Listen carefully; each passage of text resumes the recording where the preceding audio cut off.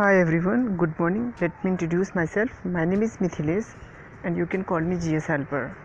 I am here to talk about IA plus community, and in this discussion the author has analyzed the evolution of their rights and the role of judiciary in it. And adding to this, the recent case judgments of Indian judiciary are also referred here to substantiate the opinion of the author. The syllabus covered by this editorial article is given below for your reference. Now coming to the discussion, firstly let us know why this topic is in news.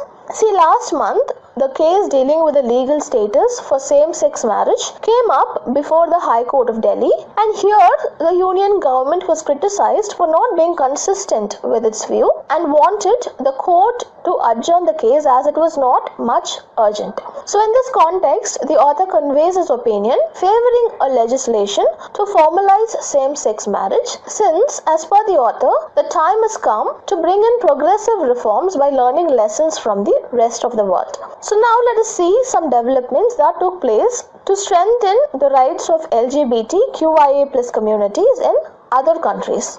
See, the last 2 decades have witnessed tremendous progress in establishing civil rights for the LGBTQIA plus community. And firstly, in 2005, the Constitutional Court of South Africa unanimously held that the common law definition of marriage was found to be inconsistent with its constitution. So therefore, it rejected the common law definition of marriage that defines it as a union of one man with one woman, and as a result of the verdict, the Civil Union Act of 2006 was enacted.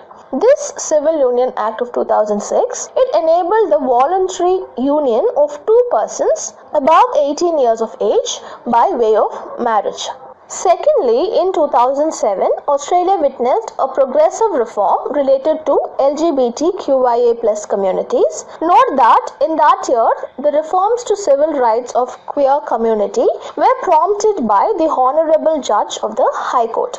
And in his writing to the Attorney General of Australia, the judge asked for extending the judicial pension scheme to his gay partner.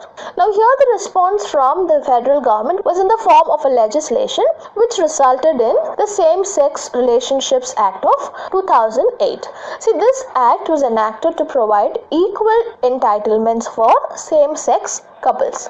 Among these developments, the most recent one is from the Supreme Court of the United States. See, in the year 2015, the Supreme Court of the United States, they decided that the fundamental right to marry is guaranteed to the same-sex couples as well. So in that way, the case of Obergefell versus Hodges led to a landmark shift in the American position, because this case judgment allowed same-sex marriages to be recognized and treated on par with opposite sex marriages. In addition to it, the Supreme Court of the United States held that the denial of marriage rights to same-sex couples disrespects and subordinates gays and lesbian community. And across the world, this recognition of the unequal laws discriminating against the LGBTQIA plus community has acted as a trigger to reform. So till now we saw developments that took place in other countries. Now let us see how the Indian judiciary reacted to the demands of the vulnerable community. Firstly, know that in India, marriages are formalized under various personal laws. It includes Hindu Marriage Act of 1955, Christian Marriage Act of 1872, then the Muslim Personal Law Application Act of 1937, and so on. At present, these laws, they do not recognize the same-sex and queer marriages clearly, but we have judicial guidance to correct it. Know that in Arun Kumar and Srija case, the Madurai bench of Madras High Court, they employed a beneficial and purposive interpretation of the term bride. See, here the court held that the term bride under the Hindu Marriage Act of 1955 includes trans women and intersex persons identifying as a woman. So as a result, a marriage formalized between a male and a trans woman, both professing the Hindu religion, is said to be a valid marriage under the Act. Similarly, Hadia case judgment played a vital role in moving forward with progressive reforms. Now, according to the case judgment, the right to choose and marry a partner was considered to be a constitutionally guaranteed freedom. So therefore, keeping this in mind, the Supreme Court held that togetherness of marriage lies within a core zone of privacy, and here the society has got no role to play in determining the choice of partners. And hence, the logical interpretation from these judgments is that any legal or statutory bar to same-sex and queer marriages is unconstitutional, and this leads to violation of Articles 14, 15 as well as Article 21 of the Indian Constitution.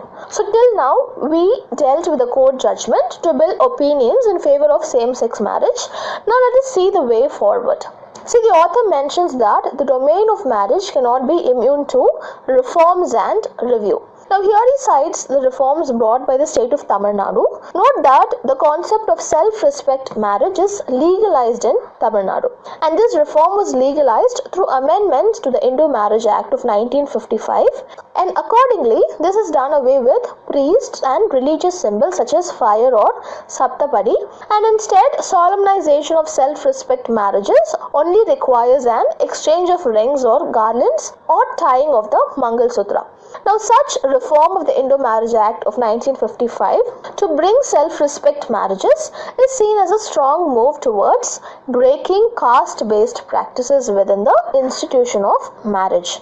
And hence the author here proposes the need for a similar legislation that expands the institution of marriage to include all gender and sexual identities. And the author concludes the editorial by stating that it is time for India to review its existing legal architecture. If you like the video, don't forget to like, share and do subscribe A to Z class for more information regarding GS.